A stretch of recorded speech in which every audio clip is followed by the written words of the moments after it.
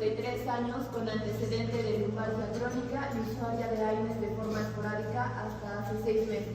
Acudió por consultorio externo de gastroenterología con un tiempo de enfermedad de 2 semanas, caracterizada por dolor urente en el epigastrio y llenura precoz después de la ingesta de alimentos. Además, balonamiento, constipación esporádica, flujo y tenesmo. Negaba sangrado digestivo.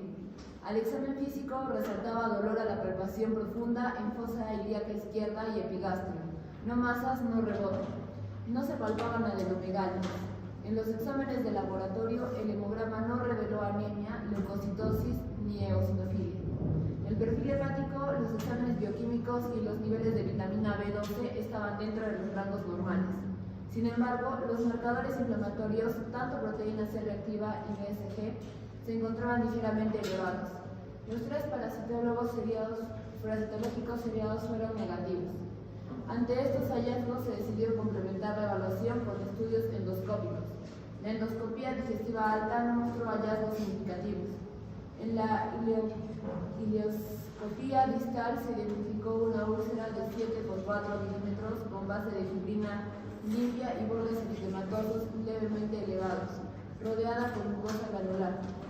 Además, se observó un parásito aplanado, alargado, tipo helminto, blanco nacarado, de longitud aproximada a 20 centímetros con un ancho de 7 milímetros, móvil, con múltiples proglótides adherido a la pared intestinal del cielo. Dicha mucosa no presentaba alteraciones. El parásito fue aspirado y extraído completamente con apoyo de forceps. Posteriormente identificado en laboratorio como Diphyllobotrium pastori. Un caso, creo que sí, ¿no? Sí. En la microscopía se observó ileitis crónica severa activa con notoria proliferación linfoide, estructuralmente atípica. La inmunohistoquímica reveló proliferación linfoide atípica con células linfoides de tamaño pequeño a mediano. Ante la posibilidad de un linfoma no Hodgkin de bajo grado, se decidió realizar un estudio de clonalidad para procesos linfoproliferativos, el cual resultó negativo. La tomografía de abdomen y pelvis no mostró alteraciones. Ante el hallazgo de Diphyllobotrium pacificum en la colonoscopía, la paciente recibió praziquantel 10 miligramos por kilogramo en dosis única, tras lo cual refería a mejoría clínica. Se realizó colonoscopía control 4 meses después, en donde se evidenció la mucosa de ilion sin alteraciones. En la biopsia de esta zona solo se encontró vellosidades intestinales con atrofia focal. No se identificaron células atípicas, no células linfoides, granulomas ni parásitos. Bien, bien. Ahora sí. Entonces, como ven, un caso bastante atípico. Tiene poco tenido, tiene dolor abdominal, es decir, no hay nada claro. Y es que así se presentan los pacientes. Los pacientes no son dolorosos, sino que sería facilísimo hacer el diagnóstico. Siempre está, que se llama, mezclar los síntomas. Y en este caso igual, ¿no? Entonces, como ven, todo era negativo y ingresan a la endoscopía, para hacer un diagnóstico más claro, que no tenían nada claro. ¿Y qué se encuentra? Como un dificultoso, ¿no? Entonces, este es un caso un tanto reciente, digamos, ¿no? Del 2024. En la endoscopía distal se identificó una úlcera superficial rodeada de tejido granular ubicada en el líquido distal. Probablemente esta úlcera ha sido causada por el parásito, probablemente. Presencia del parásito pulmonar con múltiples proglótides ubicado en el cielo. Posteriormente fue identificado como Diphyllobotrium pacificum. Perfecto. Entonces, ¿qué es el Diphyllobotrium pacificum? De la ya post, ¿no? Ya está normal. Entonces, ¿qué es la difilobotriasis? Es una infección zoonótica causada por la artemia adulta del género Diphyllobotrium en general, ¿no? Porque hay 2 Diphyllobotrium que pueden afectar. Y se adquiere por ingerir pescado crudo mal cocido, ceviche. Debo decirles que hay 2 dos difilobotrium. Uno, que es Difilobotrium pacífico, que se encuentra desde Ecuador, sur de Ecuador, hasta el norte de Chile, toda la costa del Perú. Y hay otro que es Difilobotrium latum. ¿Qué significará latum? Largo. Latum significa largo. Ese mide hasta 10 metros. Este, como han visto, 20 centímetros, a veces tenemos hasta 50 centímetros, no más. Pero el Difilobotrium latum también se requiere para comer pescado, pero no pescado de mar, sino de lagos. Por eso que hay en Chile, hay en Canadá, en Argentina, en esas zonas. Aquí no tenemos latum, por eso no nos vamos a referir al latum. Y han visto en el caso clínico que le piden determinación, dosaje de vitamina B12. ¿Por qué? Porque el latum produce deficiencia de vitamina B12. Mientras que el Pacífico, hasta lo que hemos estudiado, varios casos, les hemos pedido todos los análisis, no tienen B12. Probablemente también consume vitamina B12, pero como es tan pequeño, no es suficiente como para causar una deficiencia de vitamina B12. Pero el otro mide 10 metros, entonces sí puede causar. No se sabe, en realidad no se sabe, pero los casos no presentan deficiencia de vitamina B12 en el caso de Difilobotrium pacífico, más sí en Difilobotrium latum. Bien, entonces esta es la Difilobotrium. Este es el Difilobotrium. ¿Qué les llama la atención, la diferencia de los otros? Estos puntos, ¿no? Es que tienen un útero central en forma de roseta, eso es característico. Acá tiene bueno, está seco, no, está fresco. Y miren, también se ven estos puntitos, ¿no? Que son el útero en forma de roseta. Y estas son las fibrosis, y este es el escólex. Este escólex es diferente a los que hemos visto. No tiene ventosas, tiene una especie de paletas o ventosas laterales. Se llama bote. O sea, tiene dos botes, difilobotrium, ¿no? Entonces tiene como así como si fuera mi mano, y entre las dos paletas, digamos, tiene un surco. Y eso le sirve a manera de entonces ya es un poco diferente. Vamos a ver varias diferencias. Este es el escólex, con sus bóteas, acá vista lateral, pero también tiene el surco acá. Este es característico de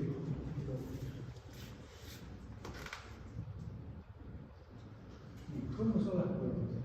Así son las porotas. Esta es una porota ya madura yendo para grande, porque hay algo que decir. El útero en forma de roseta. Poro genital aquí, no es lateral, como hemos visto en los otros casos. Y acá se puede ver algunas estructuras más. Miren acá, este es el último desarrollo. Vamos a ver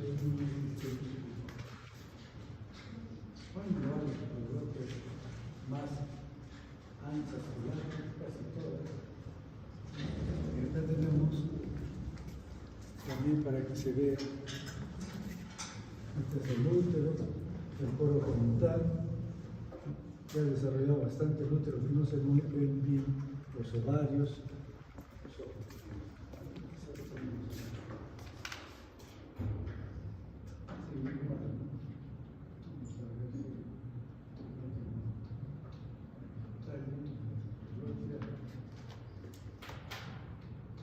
En todo caso, eso es lo que se ve. No se ve con claridad el aparato reproductor. Lo que podemos ver es el útero que se desarrolla bastante, y eso es característico. Hay ovarios, hay testículos, pero que se llaman, y estos son glándulas enterológicas, ¿no? Todo. Suele haber, no sé si acá se ve, unas líneas acá, ¿no? Que se llaman los pits. PIT. Son estructuras que no se sabe para qué sirven, pero para nosotros nos sirve para diferenciar latum de pacífico. Pacífico tiene estos huevos, el látex no los tiene. Lo interesante de este aparato reproductor es que ya aquí hay el útero, desemboca en el poro genital. O sea, hay poro uterino y poro genital. En las otras tenias había poro genital, ¿no es cierto? Pero no hay poro uterino. ¿Qué quiere decir? Que los huevos no pueden ser eliminados a través de un conducto. Tiene que romperse la proglótida para que salgan los huevos. O sea, los estos, como hemos visto, no colocan huevos, sino que se rompe la proglótida para que salgan todos los huevos. Se rompe el útero también, por supuesto. Pero en este caso sí hay poro uterino que desemboca en el poro genital. Por lo tanto, es el único cesto que coloca huevos, porque salen uno tras otro los huevos a través del poro uterino y después del poro genital. Eso es lo más importante.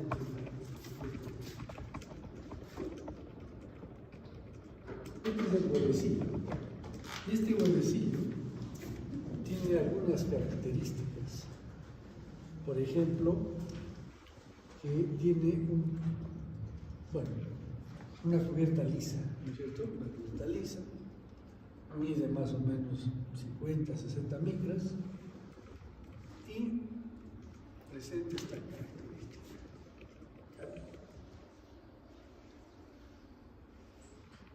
Tiene como una especie de tapa y eso constituye el opérculo. O sea, cuando madura ya toda la estructura, la masa embrionaria, puede salir a través de ese opérculo. No es necesario que el huevo eclosione. Entonces, otra característica, huevo opercular. Acá todo es masa embrionaria. Ven este punto acá, este se llama el botón, que también caracteriza o diferencia látex de Pacífico.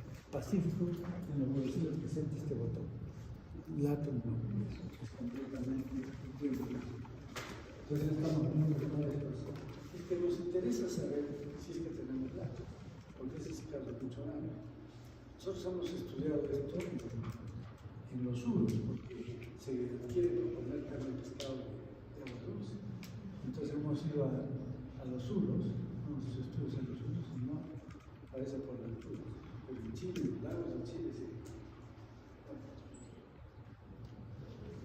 Dentro de este huevo hay una masa embrionaria cuando sale el huevo.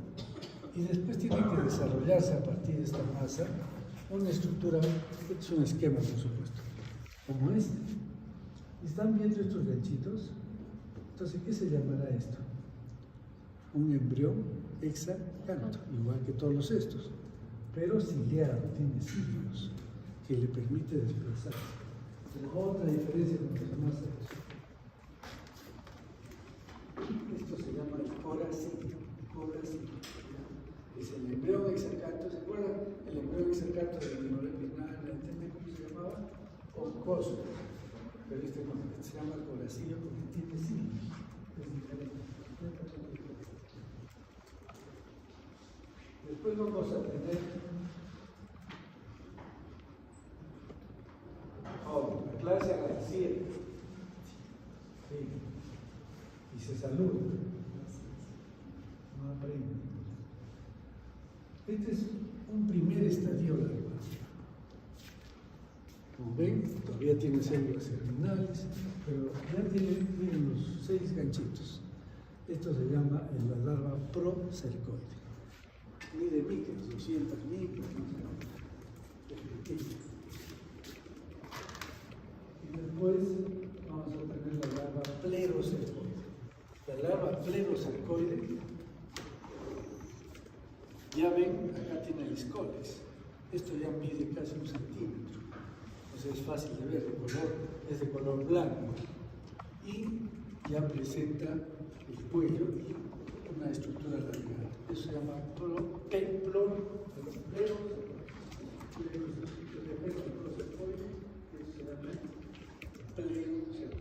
son 2 estadios. Y este es un hospedero intermediario. ¿Qué será? Como un camaroncillo. Estos son los copépodos. o microcrustáceos que existen en el plancton marino. Ustedes saben lo que es el plancton marino. El plancton marino puede ser zooplancton o fitoplancton. Son estructuras microscópicas, ya sea de animales como estos microcrustáceos o de algas, y que sirven de alimento para los peces, en gran cantidad. Y entonces este microcrustáceo pertenece a dos géneros, Cyclops y Dioptopus. Son microcrustáceos, es como un camaroncito, pero pequeñito, muy pequeño. Y eso está en el mar. Y este es un hospedero italiano. Entonces, pertenece a dos géneros, el género Cyclops y Dioptopus. En general les llaman objetos. ¿Y esto qué es? ¿Qué llamamos esto? Muy bien, esta es una anchoveta, ¿no? Es pequeña, que es un hospedero. El segundo hospedero que es entonces ahí tenemos el primero y segundo hospedero intermedio. Este es anchoveta. Luego tenemos huevos definitivos y para acá. ¿Esto qué es? ¿Conocen? ¿Qué pez es esto? Es bien bonito, ¿no es cierto?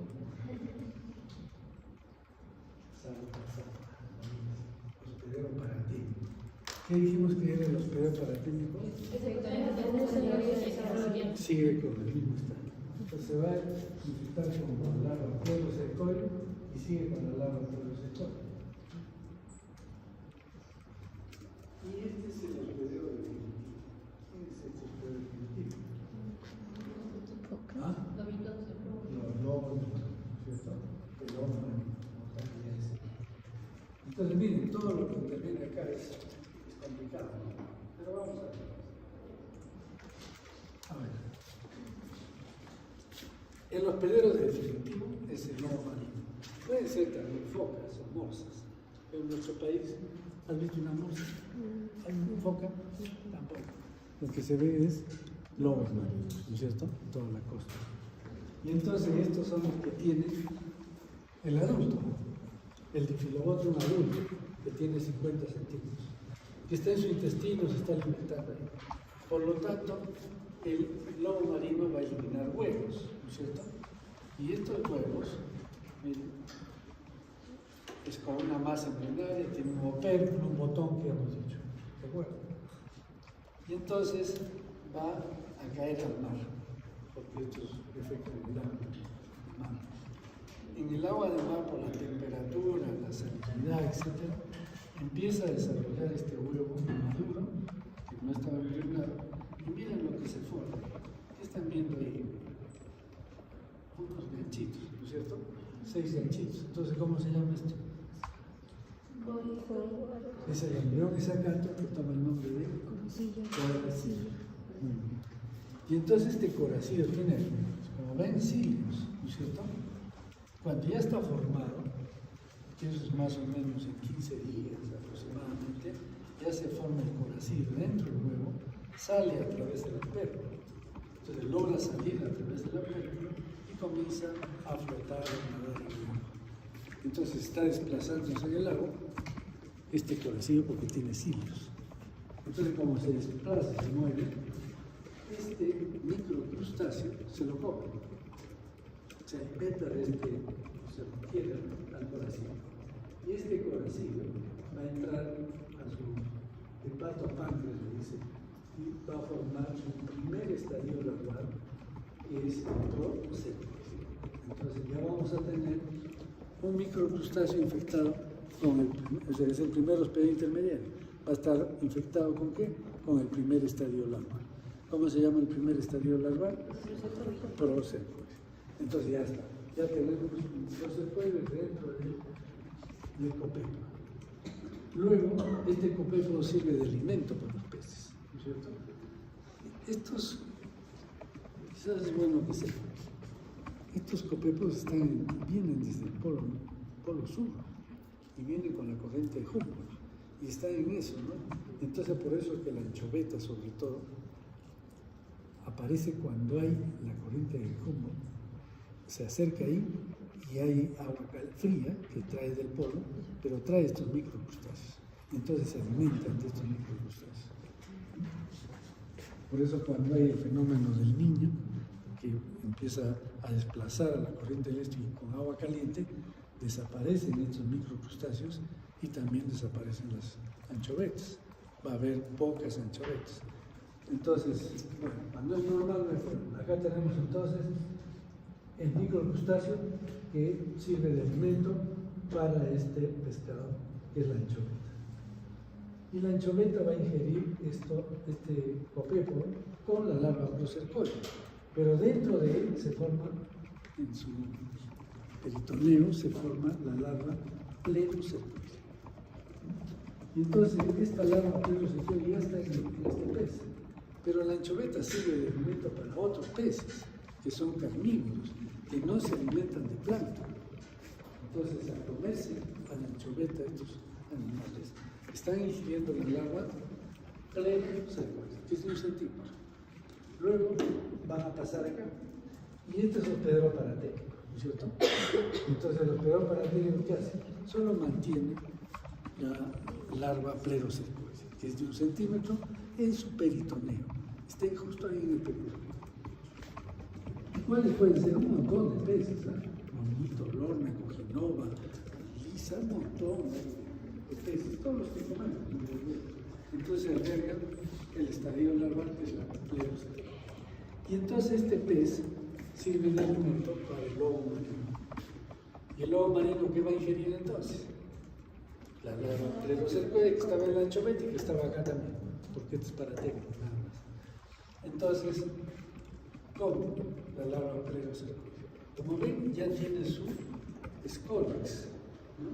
Entonces, esto se fija en el intestino del lobo y empieza a desarrollarse todo el cesto, que mide 50 centímetros. ¿No? Entonces ya tenemos el ciclo. ¿Está claro? ¿Y el hombre cómo se infecta? Por comer este hospedero paratécnico en forma de ceviche, crudo. Y entonces este cevichito, muy rico, se lo come y, pero a ver, ¿qué comemos en pez? Acá, o sea, el músculo. Hemos dicho que el larva está en el peritoneo. Cuando uno, han visto, cuando abren un pez, sacan todo, las vísceras junto con el peritoneo, sale todo, ¿cierto? Queda solamente el músculo. Pero ¿por qué comemos esto? Si no, debería de eliminarse. Lo que pasa es que estos peces no son pescados e inmediatamente llevados al plato o para la cocina, sino que han pasado varias horas, desde que lo pescaron, desde que lo traen, etcétera, etcétera. En ese tiempo, ¿cuál es lo primero que empieza a descomponerse el pez? Las vísceras. Entonces las vísceras empiezan a malograrse y producir gases y ácidos. Entonces, ¿qué hace la larvita plerocercoide? Se mete en el músculo, ya no se queda en el peritoneo. Por eso cuando nosotros comemos ceviche, ahí estamos poniendo el músculo, ¿cierto? Y ahí ya está la larva plerocercoide. ¿Se puede ver? Se puede ver. No es tan fácil, pero se puede ver. Es de 1 centímetro, blanquecino. O sea que es posible que se vea. Pero como generalmente el pescado se hace trozos grandes, puede estar ahí la larva y no sé. Bien, y el hombre come esta larva plerocercoide, llega a su aparato, hace las mismas veces del lobo marino. Come y llega al intestino, se fija mediante este escólex y se desarrolla en 2 o 3 meses también toda la tierra. Y empieza a eliminar entonces, eso es lo que pasa con este fenómeno. ¿Qué existe? Una luna. Yo vine a buscar y no hemos sacado. Bueno, seguimos entonces. Entonces este es el ciclo, ¿no? ¿Qué daño va a causar esta daño polimetriz? Porque sustrae alimento. Es 50 centímetros pequeño, ¿no? O sea, no es tan importante el daño. Sustracción de vitamina B12, tal vez, pero que no es suficiente como para producir una deficiencia de vitamina B12. Daño tóxico alérgico, también debe haber eliminación de sustancias. Debilidad de pacientes son asintomáticos. Entonces, ¿cómo es aquí? Asintomático. ¿No es cierto? No presentan. ¿Cuándo se dan cuenta que tienen la TB? Cuando van al baño y botan un pedazo así de este poste, de proglótidas de tenia, de difilócracia. Es cuando se dan. Entonces a ellos ya se les ha preguntado qué es lo que tenían: dolor abdominal leve, meteorismo un poco, diarrea algunos, eliminación de problemas. Esto es lo más importante, ¿ya? Para el acá ven un cuadrito, ya tiene tiempo esto, difilobotrio pacífico, dolor abdominal y diarrea solamente, dolor abdominal y asintomáticos. Entonces la mayoría puede tener dolor abdominal leve, no es tan leve.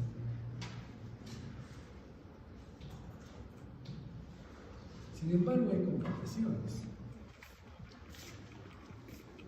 Pero son rarísimas, rarísimas. Solo he visto, hay reportado una complicación.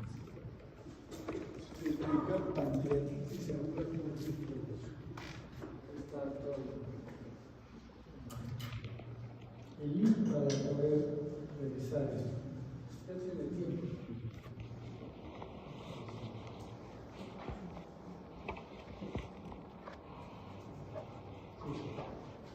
¿Qué hacemos entonces? Antecedentes para el diagnóstico de antecedentes epidemiológicos. Consumo de ceviche.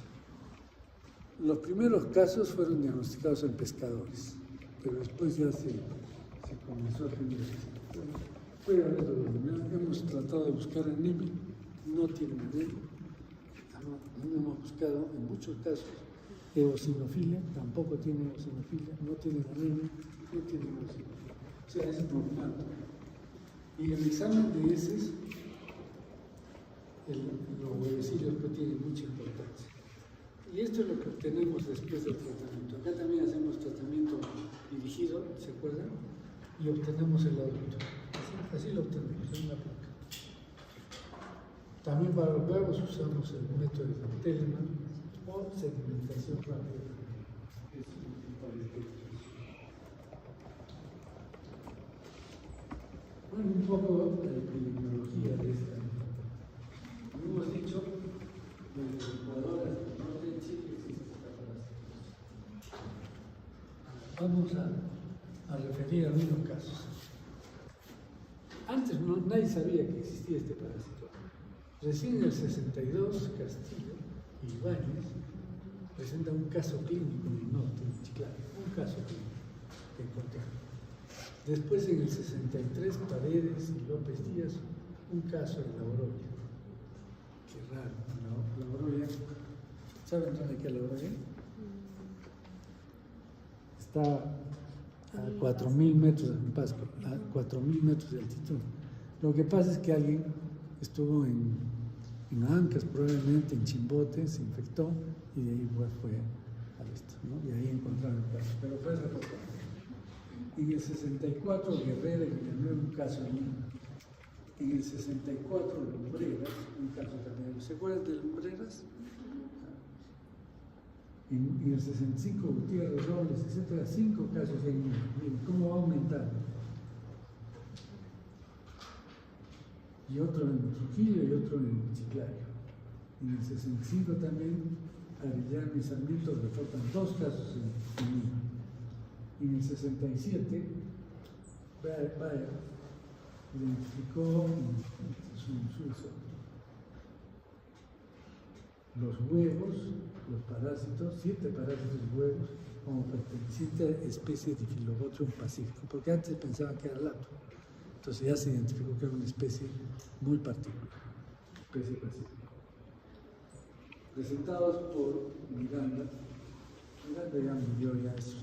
un tipo muy especial, trujillano, tenía su museo, mejor que el de la ciudad, era arqueólogo también,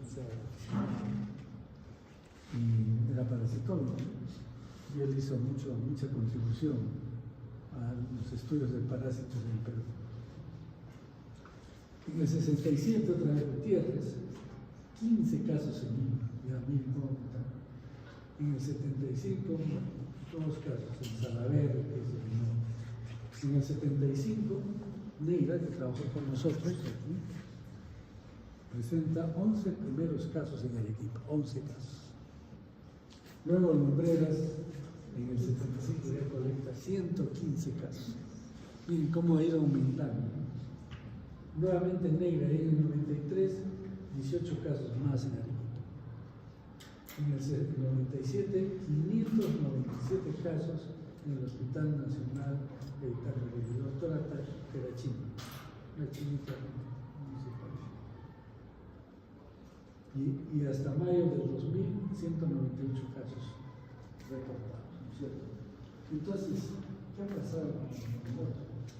Puede ser dos cosas. Una que no se diagnosticaba y otra que ha ido aumentando. Lo más probable es que ha ido aumentando. ¿Saben por qué? En los años 70, 68, 70, ¿quién gobierna el Perú? ¿Saben? Un militar, Velasco Alvarado, ¿no? Y Velasco Alvarado tiene un plan que se llama el Plan Inca, que comprendía la economía, la salud de las personas, etc. Y uno de los objetivos era mejorar la nutrición de las personas.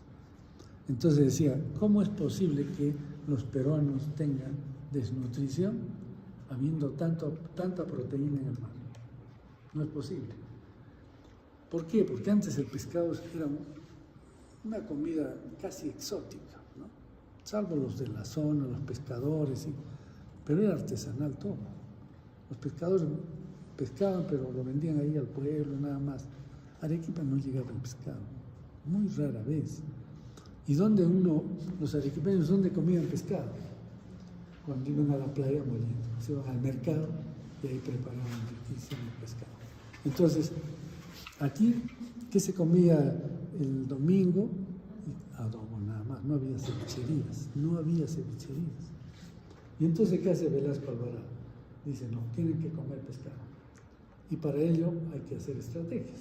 Primero, les hizo préstamos baratísimos a los pescadores artesanales. ¿Para qué? Para que compren bolicheras grandes y que puedan pescar en mayor cantidad. En segundo lugar, dio también préstamos para el transporte. Y estas cámaras frigoríficas, conocen ahora también las cámaras que son refrigeradas y estas puestas. Entonces les dio préstamo también a los que querían comprar cámaras frigoríficas. Y entonces empieza a aumentar la pesca artesanal de consumo humano, porque antes todo era peces para la harina de pescado, ¿no? Todo era harina de pescado. Y venían grandes barcos, se llevaban los peces y todo lo convertían en harina de pescado. ¿Para qué? Para preparar alimentos preparados, ¿no? Para los animales, etcétera, etcétera. Un poco para el hombre. Entonces, este hecho comenzó a difundir el pescado, ¿no? A llevar a todos los sitios el pescado. Pero además hubo propaganda en radio, en televisión, en los periódicos, cómo se puede preparar. Antes solo se comía pescado frito, nada más. Y se comía pues cofinoa con vino, nada más. Entonces comenzaron a aparecer un montón de pescados ya diferentes y se empezaba a aparecer el pescado en diferentes formas de preparación, ¿no? Y una de ellas era el famoso ceviche. Y entonces aumenta el consumo de ceviche, aparecen cevicherías porque se hace famoso el plato este, que era de pescadores. Los pescadores, ¿por qué comían ceviche? Porque es fácil. Agarraban el pescado, cortaban, le echaban un poco de limón, sal y ya se comían el pescado. Entonces aparecen las cevicherías y ahora son famosos, ¿no? Hasta en Europa donde ustedes encuentran cevicherías. Algunos dicen cevichería chilena. Hay todo un lío también. Pero ya se sabe, no se comen todo tipo de pescado. Y eso hizo que aumenten los casos de difilobutriasis. Yo no he reportado, pero he encontrado varios casos de hilo. ¿Y por qué de hilo? Acá no lo menciono, pero yo sí he encontrado personas que venían de hilo. Porque el hilo hay una lobera, una zona que incluso se llama la lobera, y hay mucho lobo marino ahí. Y entonces, estos son hospederos pues, del ciclo. Y entonces la gente que va y come el pescado de esa zona se infecta. Esa es la pero después ha habido como curvas, ¿eh? Estos últimos años, desde el 2000 a la fecha, se da así. Aparecen casos, después, por ejemplo, este año es un poco de silencio, no ha habido. Y entonces está en relación al fenómeno del niño también. Cuando viene el fenómeno del niño, desaparece la anchoveta, ya no hay los hospederos intermediarios, entonces también disminuye la presencia de chiparas. Entonces, el cambio climático, con otros fenómenos del niño, también altera la prevalencia de esta enfermedad. Bueno, la profilaxis es la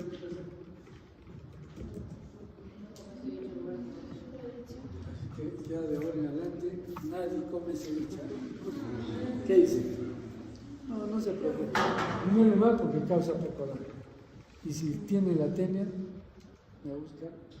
Les doy tratamiento y obtengo la tenia para que puedan ustedes hacer.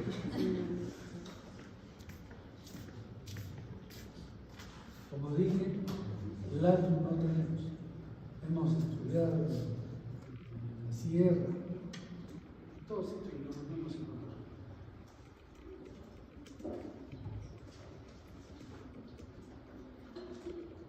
Control. ¿Se puede hacer control? No podemos romper el ciclo porque es un ciclo ecológico, ¿no es cierto? No podemos desaparecer los lobos, que son los que mantienen la infección. Al contrario, están protegidos. Entonces no hay control. Lo único que podemos hacer es profilaxis. Ahora, la defecación del hombre no tiene importancia para esta enfermedad, porque el hombre defeca en tierra, y si va a mar, será pues una cantidad que desaparece en tremenda cantidad de agua, ¿no? Entonces son los lobos que están. ¿Conocen los lobos? ¿Han ido para acá? Me da gusto que viajen, que conozcan otras cosas. Antes la gente así tiraba dedo y viajaba. Hemos tenido un alumno acá que se iba hasta la China, así como, casi sin plata. Iba a un sitio, se ponía de mozo, trabajaba y ya vivía, se ha recorrido el mundo. Bueno, no terminó medicina. Bueno, el tratamiento con clásico. Una sola dosis es suficiente, 10 miligramos de plástico antero por kilogramo de peso y se acabó el asunto. Nosotros hacemos el tratamiento dirigido. ¿Se acuerdan del tratamiento dirigido? Una dieta un día antes, sin residuos, el día le damos el tratamiento de las 3 horas un burro. Y todo eso defeca en un balde conforme. Lo colecta y eso ahí buscamos. ¿No les explicaba? Bien, el tratamiento dirigido, no tanto para esta, pero también, pero fundamentalmente para feniazolio, feniazarginata, consiste en que nosotros debemos obtener el adulto. ¿Por qué tenemos que encontrar el adulto? Primero porque para ver si ha sido efectivo el tratamiento. Si por ejemplo encontramos todas las prologias y no encontramos el score de feniazolio, ¿qué va a pasar? Que a los 3 meses otra vez está teniendo. Entonces tenemos que verificar si se eliminó toda la T. Ese es el primer punto. Y el segundo punto es ver el score. Lógicamente para ver si está presente. Pero viendo el score puede determinar si es teniazolio o teniazarginata. Si es teniazarginata, le doy la mano y ya está cuidado a eso. Pero si es teniazolio, ¿qué debo hacer? Pruebas para descartar cistis. Entonces, es importante conocer qué tiene sí, ¿no es cierto? Y así lo hacemos. ¿Y en qué consiste este tratamiento dirigido? que un día antes, por ejemplo los viernes, le damos una dieta que no tenga residuos, no tenga quinoa, que no tenga maíz, algunas verduras. ¿Por qué? Porque eliminan pedacitos de estructuras que pueden hacer confundir con el escólex. Y el escólex, han visto, es la cabeza de un alfiler, es pequeñito. Entonces, ¿qué se llama? Para eso se le da una dieta sin residuos, ¿no? O sea, gelatina, puede ser carne, incluso, no hay problema. Pero nada de residuos que tenga, ¿no? Como quinoa, maíz, etc. Eso es el viernes. Entonces, en la mañana, que vaya al baño, perfecto, temprano, el sábado, y toma su medicina. Sus 10 miligramos por kilogramo de peso, el clásico entero, un poco de agua, y de ahí a las 3 horas le damos purgante. Ya todo lo que defeque después del purgante, eso tiene que colectar en un baldecito que le damos. ¿Conocen los baldes de pintura? Sí, que es un galón. Entonces le ponemos abajo formol salino. ¿Y qué hace el formol salino? Fija la masa. Y al fijarla ya no huele y también la preserva a la tela. Y entonces, todo lo que defeque en el día, al día siguiente nos traen el balde. Nosotros tenemos un aparatito que con circulación de agua comienza a lavar las heces, todas las heces con filtros abajo, y queda la tela completamente. Entonces ese es el tratamiento quirúrgico. También lo hacemos en este caso.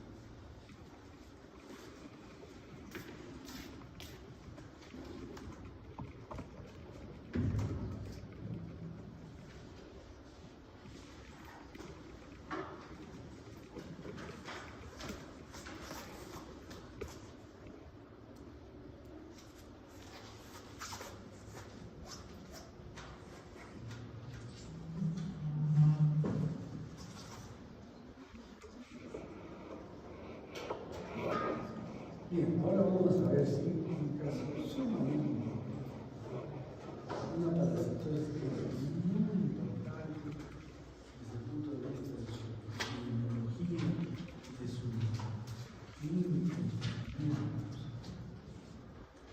se llama hidatidosis.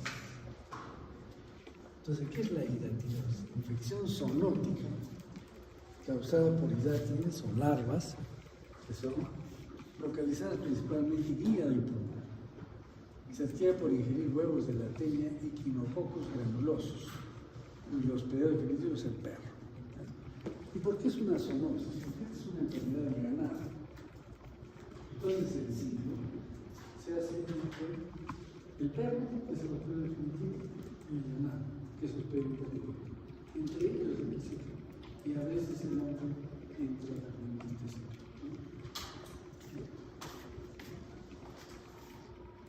Estas son, como hemos dicho, que es hidatidosis, es la infección de una larva que se llama la hidatia.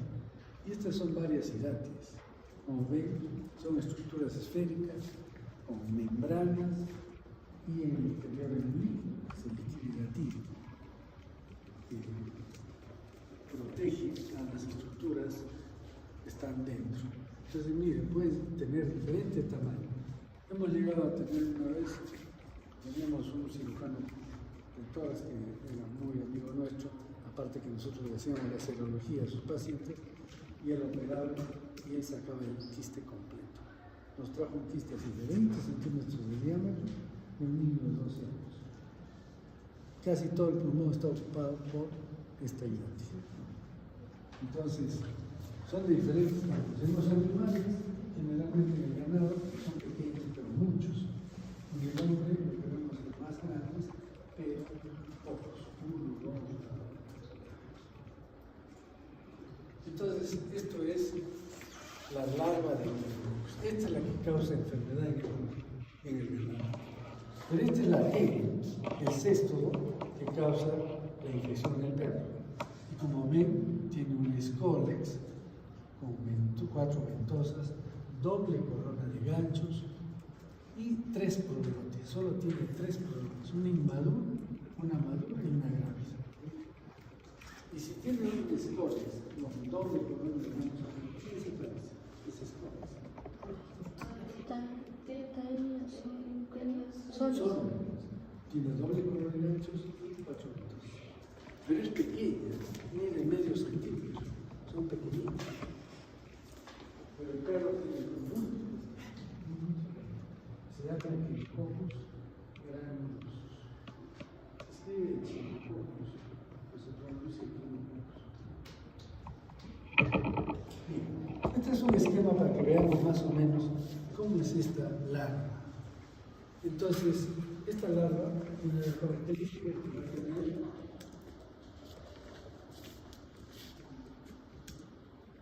una larva tiene dos capas, ¿ya? Una que es externa. Está la externa.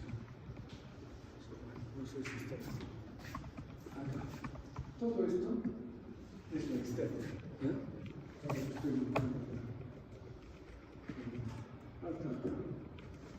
Se llama cucular, membrana cucular. Ella es una membrana cucular que no tiene células, celular. Como tiene láminas como hojas de cebolla, también le llaman capa laminar. Entonces, laminar o cuticular, cuticular porque es una estructura cutícula, y laminar porque tiene varias capas, acá son varias capas que hay como hojas de cebolla. Esa no tiene, no es antigénica, es como si fuera de silicona, no da respuesta inmune. Entonces protege a la larva, ¿no?, de la respuesta inmune de los perros. Mientras que por dentro, ¿cuánto mide esto? Vamos a terminar con esto.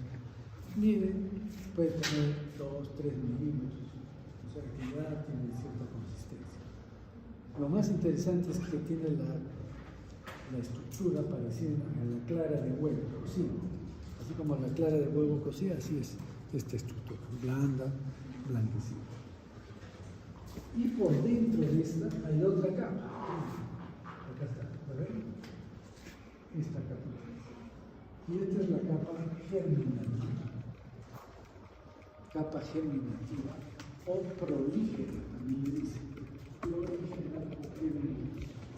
Este sí es muy antigénico, sumamente antigénico. Pero es una fila de células prácticamente, no es grueso, es microscópico, tiene casi una fila de células. Sin embargo, esta fila de células puede tomar algunas características. Por ejemplo, digamos que estas son las células, ¿no es cierto? Acá son células. De pronto se puede formar acá una estructura como esto, que se llama protoescólex, ¿no? Que ya viene así, tiene una imaginación. Se llama protoescólex. Esto es el futuro de una artemia nueva. Así se acuerdan cuando el cisticerco estaba invaginado. Acá también tiene invaginado el escólex, pero se llama protoescólex. Es una estructura redonda. Mide 100 micras más o menos. Otras veces esta capa se dobla y entonces forma una capa acá, con células, ya, que se conoce como vesículas prolígeras. Vesículas prolígeras. Miren, hay varias vesículas. Son prolongaciones de la membrana germinativa. Por eso también le llaman membrana prolígera, porque da origen a vesículas prolígeras. Y en estas vesículas prolígeras se forman estos protoescólex que están acá. O sea que este protoescólex puede estar fijo directamente a la membrana, o acá adentro podemos tener varios protoescólex, ¿no?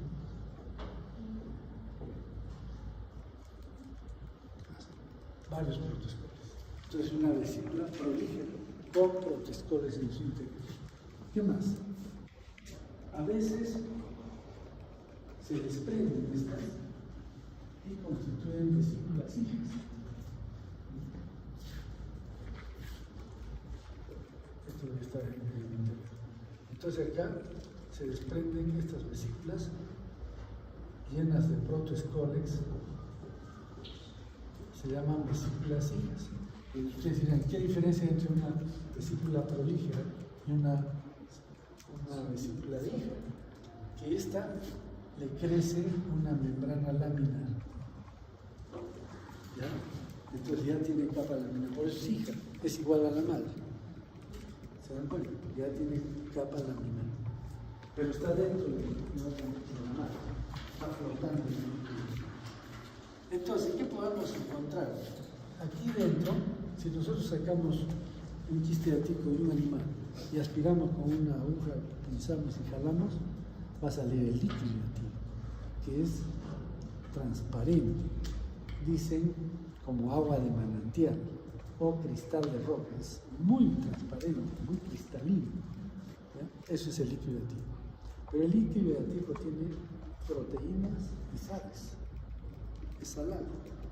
Un alumno probó, dijo, ¿estás seguro que esa prueba? Antes traíamos vísceras acá, pero después ya no traíamos porque no querían, el personal de laboratorio no quería deshacerse, no quería hacerlos servir, dijo, no, que no traigan eso, no traigan. Pero antes traíamos. Entonces pinzamos un quiste y yo dije, es salado. ¿Puedo probar? Era salado. Tiene cloruro de sodio y tiene proteínas. Y es muy antigénico también. Mucho cuidado. ¿Y el joven qué le pasó? Pero por la bombilla ahora no, pero si entra en contacto con el tejido en sí, es peligroso. Entonces, muy antigénico, el líquido hiatídico y la vesícula prolígera. Entonces, este líquido hiatídico tiene unas partículas, como si fueran unas partículas microscópicas que cuando uno lo mueve, recién se ve que empiezan a caer. Esas partículas son vesículas hijas, son vesículas prolígeras que se desprenden, acá vesículas hijas, a veces se desprenden los protoescólex, todo eso se llama arenilla hiatídica. Como si el líquido transparente está como una arenilla, y si uno lo mueve, ¿han visto esos juguetes que hacen de nieve? Bolitas, algo así.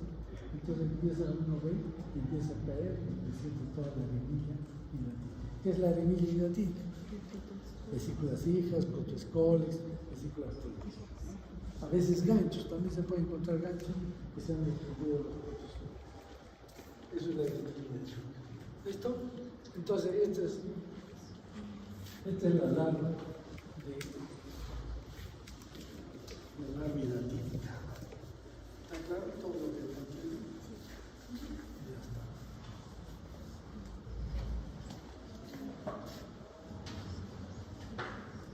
Y esto ya es un esquema para que más claro.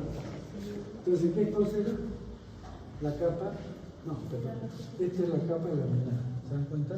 Es que esto es un quiste hiatídico. Vamos a ver la diferencia entre una larva y un quiste hiatídico. ¿Esta qué capa es? Laminar, varias láminas. ¿Esta cuál es?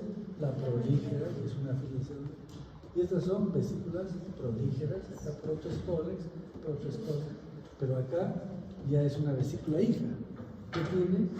Tiene protoescólex, membrana germinativa de protoescólex, pero además tiene ya la capa laminar, que está dentro. ¿Y esto qué cosa es? Esta otra capa. Esta es una capa que es del hospedero. Conforme esta va creciendo, el hospedero le produce una reacción, algo así, pero es una reacción que no es inflamatoria en sí, pero que es una capa. Algunos dicen porque el crecimiento se van colapsando las células del propio tejido. Y eso es una capa de colágeno de los pelos, ¿no? Entonces no tiene células tampoco. Y esto es la capa adventicia. Entonces, una larva tiene dos capas, ¿sí? ¿Cuáles son? La capa germinativa y cuticular. Pero un quiste hiatídico tiene tres. Que es la laminar, la germinativa y la capa adventicia. Eso se llama quiste hiatídico. Entonces, en resumen de todo esto, esta larva tiene un continente, que estos son los largos, las paredes, las capas, y un contenido que es todo esto. Y además el líquido. Este es un quiste de tributos. Mira, acá vesículas prolíferas, y esto ya es real, ¿no? Así se ve. Esta es una vesícula prolífera con 3, 6, 8 o 9 protoescoles, ¿no? Igual acá. Y acá está la vesícula prolífera, ¿no es cierto? ¿Qué será todo esto? Laminar, y esto, la adventicia, que está entre el tejido sano y la lámina. Acá hay una idea que se está desprendiendo. Y este es el protoescoles. ¿Y qué es el protoescoles? Es lo que encontramos pegado directamente a las vesículas prolíferas o dentro de las vesículas prolíferas. Esto es lo que va a ser en el futuro una vida. Y es que esto está imaginado, si se dan cuenta. Y acá hay ventosas, acá puede haber ventosas, pero lo que se ve son así, la doble corona de ganchos. Está imaginado. Entonces, cuando esto llega a los pederos, se lo imagina y se imagina. Este es el protoescoles. Y estos son los huevecillos. ¿A quién se parecen estos huevecillos? ¿Se acuerdan? ¿Ah? ¿A Hymenolepis? No. Hymenolepis tiene una capa membranosa, por eso se llama Hymenolepis. Esta capa radiada, dura. ¿De Ascaris? ¿De Ascaris? No. El Ascaris es así. Hymenolepis es así. Tiene 2 capas y todo es membranosa con filamentos. ¿Sí? Esto es membrana. ¿Qué es esto? No, es una capa que tiene escapadura con radiaciones. Y que en el interior tiene un embrión exacto. ¿A qué se parece? Tenia SP. Exactamente igual. O sea, si ustedes buscan las heces del perro, no saben si es tenia sol, tenia saginata o es equinococos u otras tenias que tiene el perro. Tiene muchas tenias que eliminan estos huevecitos. No hay diferencia. Entonces, cuando vemos esto, es no, huevos de tenia es el, ¿no? No se no, son huevos. Bien. Entonces, ya estamos viendo los elementos que son importantes en esta parasitosis, ¿no? Entonces, habrá un adulto que tiene tres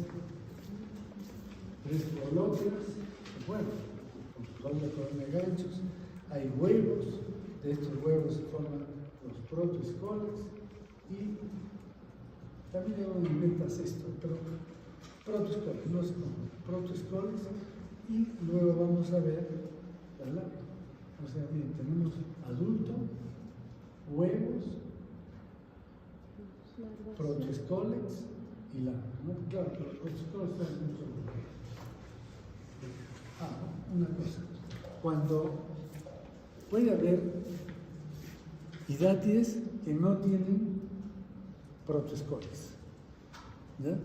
Que no tienen protoescoles, esos se llaman hidátides infértiles. Para decir que un hidátide es fértil, tiene que tener protoescoles. Bien, el adulto. Este es el Echinococcus granuloso.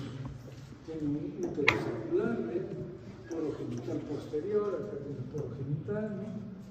Es la doble corona de ganchos, y escoles con ventosas, 1, 2, 3, a ver, esta ya se está desprendiendo, por eso aparece otra prolonga, 3 prolongas.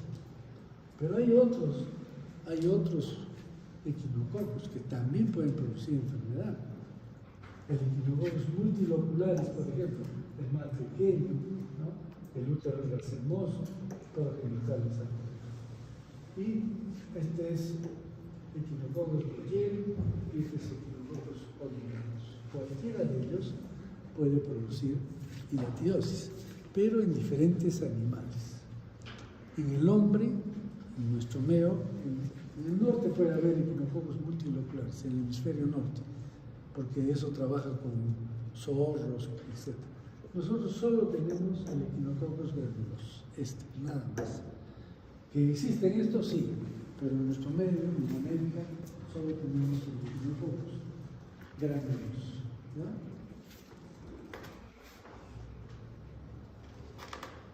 ¿Cómo es el ciclo de vida? El ciclo de vida tiene un hospedero primitivo y un hospedero intermedio. ¿Sí? ¿Cuál es el hospedero primitivo? El perro.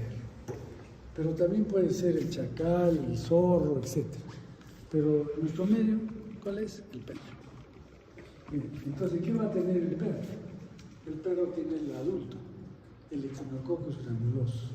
Es decir, esta tenia de medio centímetro que tiene 4 ventosas y doble corona y gancho. ¿Cuántas tenias tiene? Miles de tenias en el intestino. Entonces, ¿qué va a hacer el perro? El perro elimina, generalmente no elimina la prolótica que están fijas, lo que elimina son huevos. Huevos de tenia SP, huevos de Echinococcus. ¿Y dónde cae esto? ¿Dónde defeca el perro? En el pasto. Porque esta es una enfermedad que se da en el ganado, o sea, son las ganaderas. Entonces eliminan los huevos, caen acá, ¿y qué hace el ganado? Al comer estos pastos va a ingerir los huevos de Echinococcus granulosus, los ingiere. Y entonces estos huevos van a llegar al aparato digestivo. Como todo huevo de cesto, ¿no? ¿Qué tiene que pasar? Por el estómago, ¿se acuerdan? Ahí se activa y cuando pasan al intestino eclosiona el huevo. ¿Y qué sale del huevo? A ver, pregunta otra vez. ¿Qué sale del huevo? ¿Qué saldrá del huevo? ¿Verdad? ¿Protoscoles? El huevo mide 35 micras. El protoscolex mide 100 a 200 micras. La larva, centímetros. ¿No? Entonces puede estar todo esto dentro de un huevo. ¿No? ¿Qué está dentro del huevo? El embrión hexacanto. 10.000 veces ya lo estoy preguntando. ¿Sí o no? El embrión hexacanto. ¿Y qué va a hacer este embrión hexacanto que sale del huevo? Dentro del intestino del ganado. Se pega a la mucosa. Igual que en psicosis, ¿no? Se pega a la mucosa con sus 6 ganchitos, penetra, alcanza un vaso sanguíneo. Y por la vía sanguínea, ¿dónde va a ir? ¿Cuál es el primer órgano que va a atacar? Sí, el hígado. Entonces el hígado es el primer filtro para estos embriones excelentes. Entonces algunos se quedan en el hígado, otros siguen en su camino. Llegan al corazón, al pulmón, regresan del pulmón al corazón. Perdón. Hemos dicho que van al hígado, no se quedan ahí. Otros pasan al corazón y van al pulmón. El pulmón es el segundo filtro importante de estos embriones. Entonces, casi el 90%, 95% se quedan o en hígado o en pulmón, ¿cierto? Y otros todavía pueden pasar a circulación y pueden irse a otros tejidos. Pueden irse a cerebro, a ojos, a cualquier sitio. ¿Está claro? Entonces, miren, es importante que eso sepa. Que los principales órganos donde llegan estos embriones hexacantos son el hígado y los otros. Puede pasar, sí puede pasar. Pero en el ganado, por ejemplo, ahí se quedan hígado. Muy bien. ¿Y qué hace este embrión hexacanto de 30 micras en el hígado o en el pulmón? Empieza a vesiculizarse. Igual que el cisticerco, ¿se acuerdan? Se vesiculiza. ¿Qué significa vesicularse? Crear una cavidad dentro y que se llena de líquido. Y empieza a crecer. Dicen que crece un centímetro por año. Depende del tejido, depende de la edad del paciente, pero en el ganado crece rápido. Y se forman varias, a partir de cada embrión hexacanto se va a formar una hidátice en el ganado. Entonces vamos a tener el hígado de estos animales está con muchas hidátices, el pulmón también, ¿cierto? Entonces, ¿qué es lo que pasa? Cuando matan a este ganado, miren cómo va a encontrar así el hígado del pulmón, lleno de unas bolsas de agua, ¿no? De líquido, que son las hidátices. Si tú eres ganadero, ¿qué harías con esto? Los vendes, pero la gente no lo va a comer. Botarlo. ¿Te lo comes? Tampoco. ¿A quién se lo dan? Ah, el perro. Se lo dan al perro. Y el perro se come todas estas vísceras. ¿Y qué está comiendo? Porque dentro de las hidratis hay estos protoescoles. Por eso hemos dicho, si no tiene protoescoles, es infértil, no se le infecta. Pero si es fértil, tiene muchos millones de protoescoles. ¿Ya? Entonces el perrito se come estos protoescoles. Llega a su intestino y ¿qué hacen los protoescoles? Cada protoescoles da origen a una nueva T, a un nuevo Echinococcus granuloso, a un adulto. Que se fija, se vagina este protoescolex, se fija la mucosa y forma todo el Echinococcus. ¿Está claro? Repetimos porque es importante, es ciclo. Si no lo entienden bien, van a tener problemas. El perro que tiene el Echinococcus granuloso, miles en su intestino delgado. Todos los cestos donde vive, intestino delgado. Elimina huevos. Estos huevos caen al suelo, el ganado los come, el ganado ingiere, pasan por el estómago, se activan estos huevos y llegan al intestino eclosor. El embrión exacanto que sale, se fija la mucosa con sus ganchitos, penetra la mucosa, alcanza un vaso sanguíneo. ¿Dónde va a ir? Al hígado, primer filtro. Ahí se quedan algunos embriones. Otros pasan y se van al pulmón, también quedan. Y otros pueden ir a todos sitios. ¿Cuál es el tema? Que de cada protoescole empieza a vesiculizarse y se forma una hidatia en el veneno. Y estas hidatias, como no las comen, no se pueden comercializar, finalmente se darán al perro. Y el perro va a comer estas hidatias con miles de protoescoles. Y estos protoescoles van a formar, cada protoescoles en el intestino del perro, que va a formar un adulto. ¿Está claro? Entonces el perro, el ganado es hospedero intermediario. ¿Por qué es hospedero intermediario? Porque tiene la lana. ¿Cuál es la lana? La hidatia. ¿Está claro? En este caso la hidatia generalmente es más grande que el adulto. El adulto mide medio centímetro y la hidatia puede tener 20 centímetros.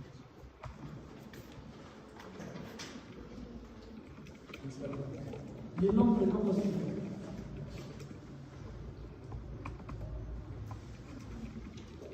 El hombre se infecta igual que el ganado, hace veces de hospedero intermediario, pero ahí se queda, por supuesto. Entonces, ¿qué va a ingerir? Estos huevos que están en el suelo del perro. El perro defeca, tiene se va. Entonces, ¿con qué se limpia? Con la lengua. Entonces todo su pelo lo llena de huevos de Echinococcus. Entonces el pastor, porque esta es una enfermedad de pastores principalmente, ¿qué hace? Juega con el perro, lo abraza, comen juntos, etc. Hasta duermen juntos, ¿no es cierto? En las zonas ganaderas. Y este perro que ayuda a cuidar al ganado ya está infectado, pero infecta también a niños, que son, los pastores realmente son niños. 13 años, 12 años. Y entonces ellos van a ingerir los huevos. Pero también los van a ingerir a través de verduras, del agua, no generalmente al pulmón. Se los lleva al aparato digestivo del hombre. Igual va a llegar el embrión exacanto, ¿no? El huevo, se activa en el estómago, llega al intestino, sale el embrión exacanto. ¿Y dónde va a ir el embrión exacanto? A la mucosa, hígado, ahí se quedan unos. A pulmón, otro, y puede todavía regresar algunos embriones exacantos, ir a cualquier tejido. ¿Está claro? Entonces, hace exactamente como el ganado. De ahí se queda, que las vísceras del hombre no se lo van a golpear.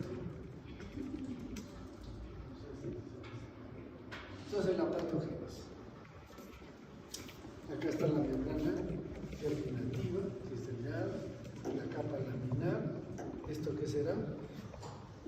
¿Cómo se llamará esta capa? Adventicia, que es del hospedero, y esto es tejido sano, ¿no es cierto?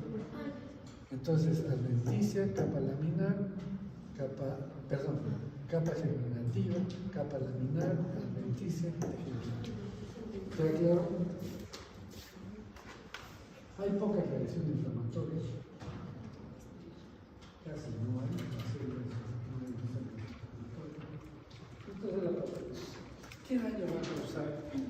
produce daño mecánico. Es una estructura grande y va a ocupar un espacio. Entonces, puede comprimir vasos, bronquios, conductos biliares, etc. O solo también produce daño compresivo. Daño inflamatorio está en duda porque en realidad no está en duda. Porque además hay mecanismos de acción. ¿Cuál será su principal mecanismo? Su capa no es muy estimulante. O sea que mientras que el quiste esté sanito, no hay problema. El problema es cuando en crecimiento hay un golpe, esto se fracciona la capa cuticular o laminar y sale y hay fracción del tejido queratítico y entra en contacto con el tejido electrónico. Ahí sí hay algo. Pero si no, quiere decir que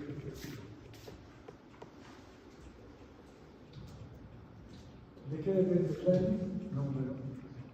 No lo mismo tener 3, 4.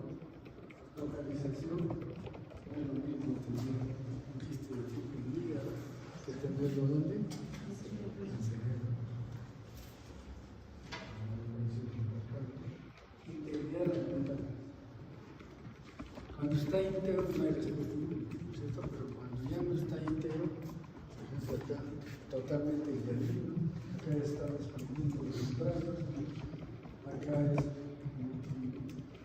vesicular, se han formado varias. Esto generalmente es cuando hay una complicación. Y esto es cuando ya empieza a alterarse para finalmente calcificarse. También se calcifica.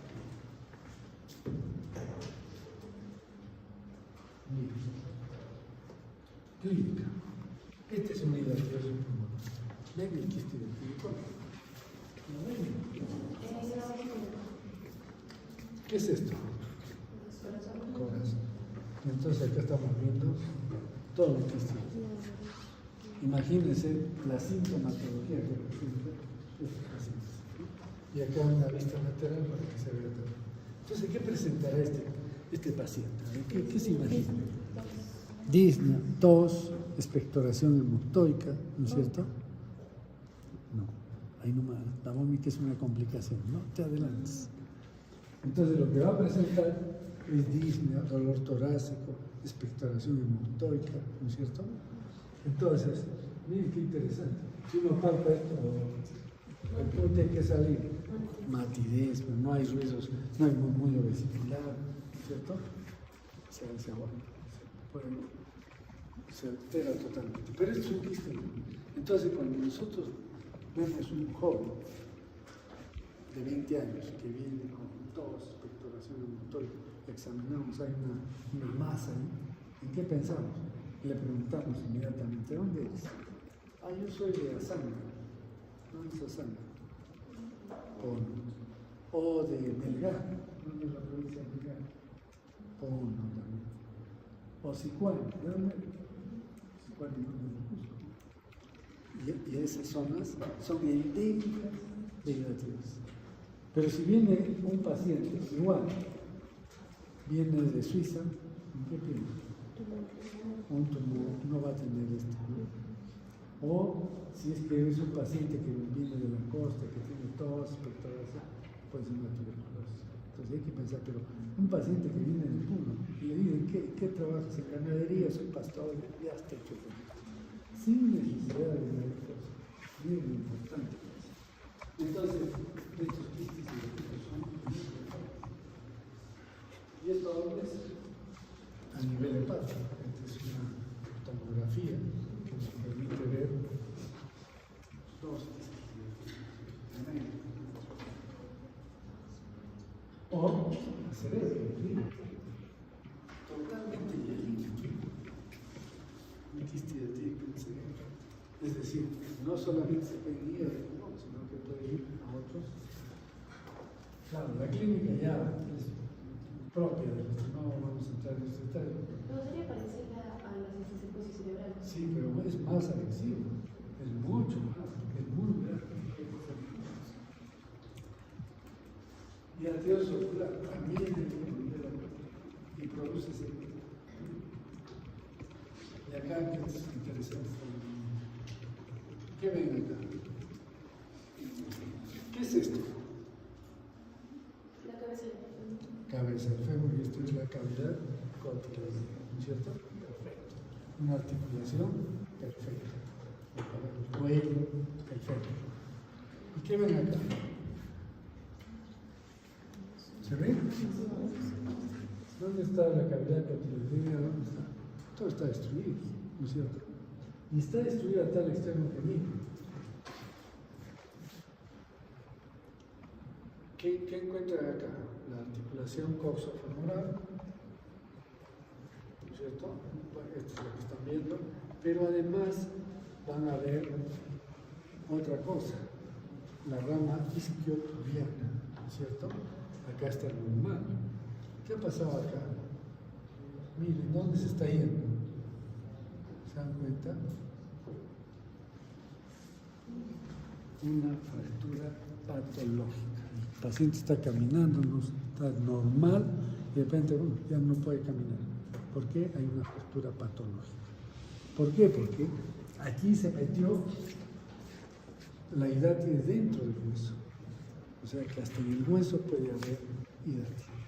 Cuando entra al hueso, no hay capa adventicia. Esa es una característica. No se encuentra capa adventicia, solamente está la hidratis dentro. Y comienza a destruir toda la parte esponjosa del hueso, lo empieza a destruir. Entonces solamente tiene germinativa y la. Es interesante escribir. Entonces, esta es una lámina muy bonita. Explica bien. Desaparición de la interlínea articular coxofemoral derecho. No hay esto, ¿no es cierto? Con imágenes de mayor condensación, toda esta zona. Tanto la cabeza femoral y el ilio, con imágenes osteolíticas y esclerosantes por encima de esto. Y fractura de la rama izquierda, perdón, la rama isquiopubiana del mismo lado. La rama isquiopubiana. Fractura patológica. Eso es el arterioso. Entonces, ¿qué complicación de todo esto? La otra cosa. Este es un capítulo muy bonito. ¿Quién puede leer? Paciente de sexo femenino de 6 años de edad con antecedentes de mal incremento fondo-natural que presentó un episodio de tosinoptisis, lo cual motivó su ingreso. En el examen físico la mostraba enflaquecida y en el examen pulmonar destacaba el murmullo pulmonar disminuido, respiración soplante y crepitantes en base derecha. Esta es una revista chica.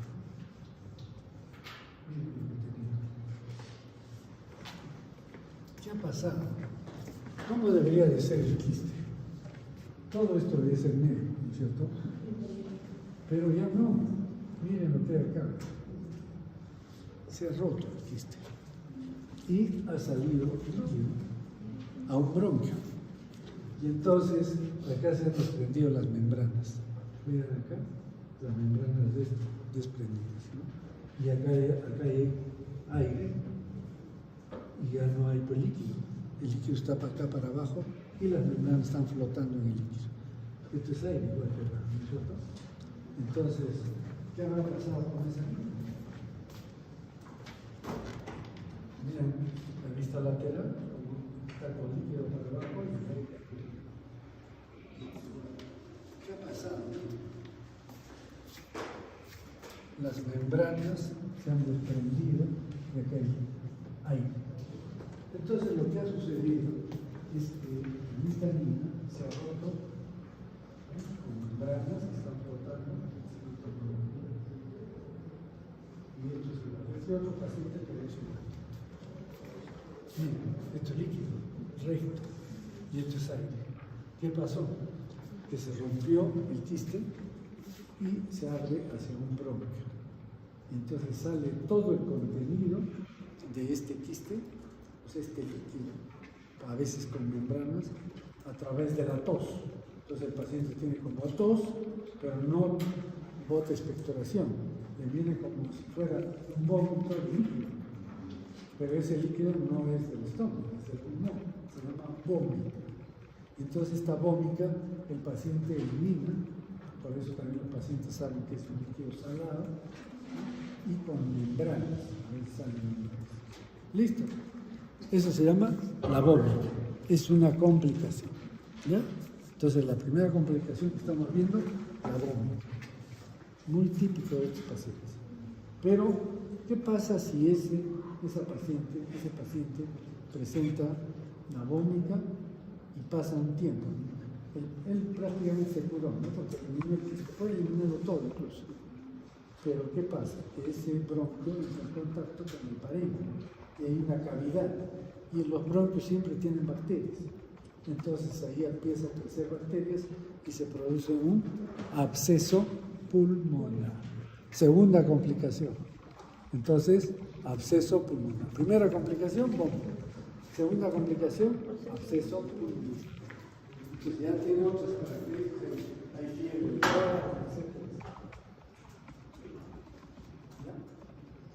Seguimos.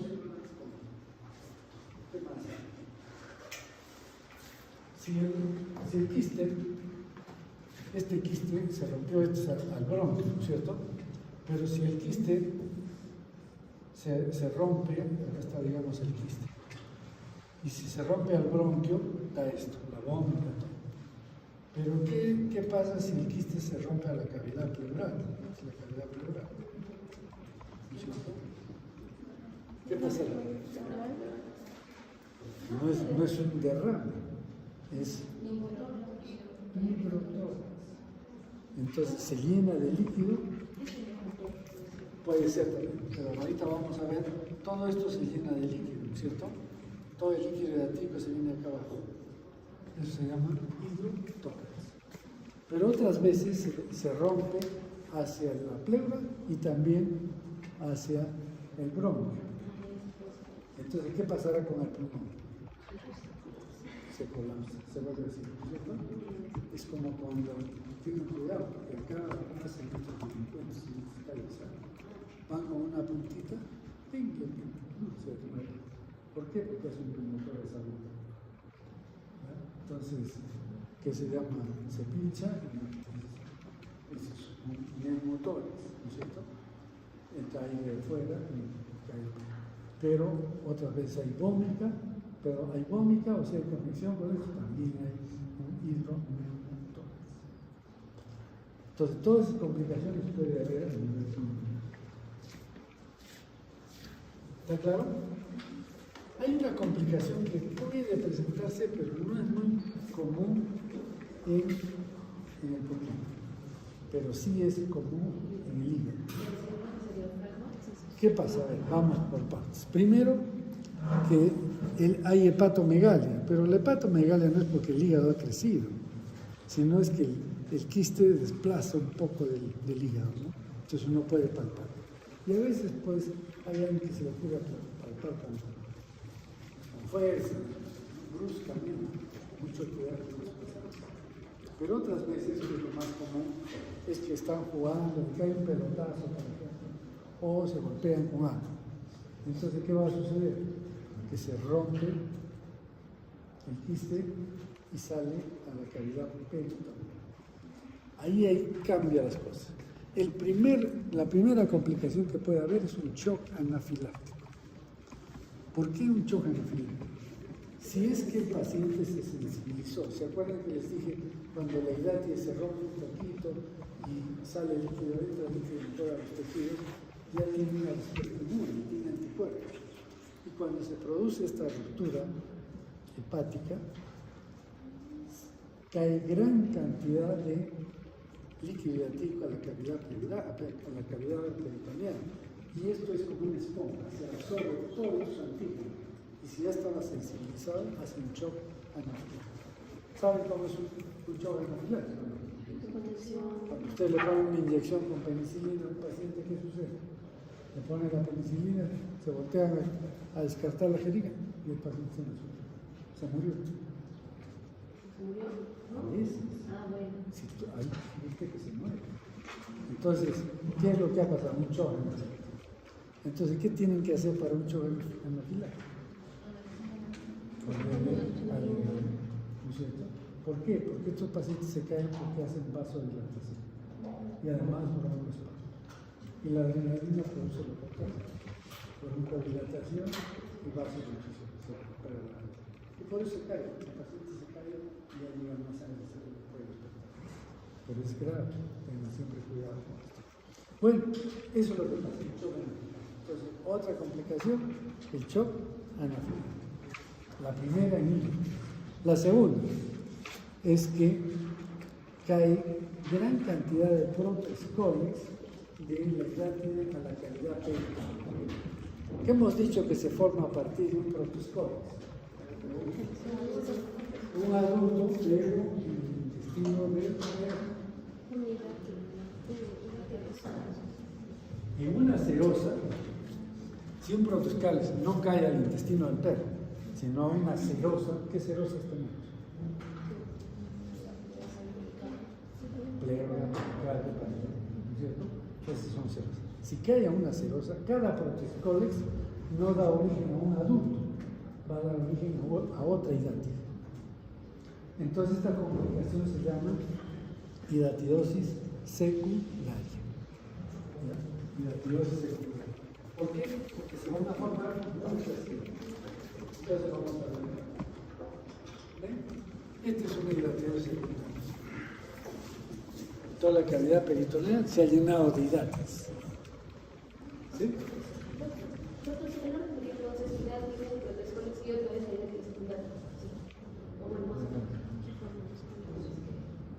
Cuando el perro se come un hidratide que tiene protoescoles, cada protoescoles a qué va a dar origen a un adulto. Pero en una serosa caen de la hidratide frente, caen protoescoles, cuando se rompe, gran cantidad de protoescoles llegan a una serosa. No va a formar un adulto en el peritoneo, ni en el pericardio, va a formar otra hidratide. Y o sea, a partir de un protoescoles se forma un hidratide, con su capa germinativa, con su capa laminar. No hay autenticidad. No hay autenticidad. Entonces, miren, estas son las hidratias. Muchas. Antiguamente le llamaban el cáncer blanco. ¿Por qué el cáncer blanco? Porque no había tratamiento y tenían que operar al paciente. Entonces lo operaban y le sacaban un lavador de hidratias. Un lavador. Bien. Pasaba un año, 8 meses y el paciente otra vez se enfermaba. Otra vez aparecían más hidratias. Entonces era como un cáncer. Otra vez tenían que operarlo y sacarle nuevamente la cantidad de hidratos que le causaban molestias. Y así, ¿no? Porque no había tratamiento médico. Bueno, esa es la hidratiosis secundaria. Hidratiosis secundaria. ¿Y qué pasará si ese quiste se rompe hacia un conducto biliar? Hemos tenido un caso, ¿verdad?